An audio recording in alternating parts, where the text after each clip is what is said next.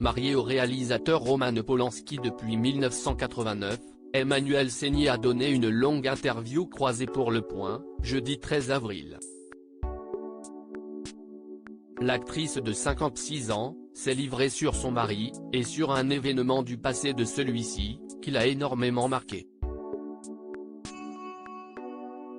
C'est une interview qui s'apprête à faire date dans le monde des médias. Le journal Le Point a organisé la rencontre entre Emmanuelle Seigner et Samantha Guemmé, qui a accusé le mari de cette dernière de viol, en 1977. À la suite de la plainte déposée par la victime, le réalisateur d'origine polonaise, Roman Polanski a été inculpé pour viol. Le cinéaste avait ensuite fui les États-Unis, après 90 jours de détention. Une affaire qui a, et qui continue de défrayer la chronique, notamment en 2020, lorsque Roman Polanski a été récompensé lors de la cérémonie des Césars.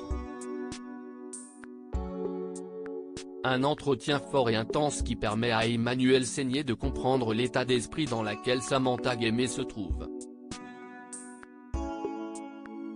Durant cette conversation, la comédienne a pu évoquer à son tour d'autres événements du passé de son époux, qui l'ont profondément marqué. Comme l'assassinat brutal de la première femme du réalisateur, Sharon Tate, il y a 54 ans. J'étais pétrifié. Les faits étaient survenus le 9 août 1969. Sharon Tate, la première épouse de Roman Polanski, alors enceinte de leur premier enfant, était entourée de plusieurs amis, dans sa villa de Cielo Drive à Los Angeles. Ce soir-là, des membres de la secte de Charles Manson sont entrés chez l'actrice, et l'ont massacrée. Un meurtre particulièrement choquant, qui a marqué les États-Unis, et qui serait la cause de l'acharnement médiatique envers Roman Polanski, selon Emmanuelle Seigner. Avec le meurtre de Sharon Tate, en 1969, commis par des Américains, sur le sol américain, d'une certaine manière, les Américains voulaient que Roman soit un monstre.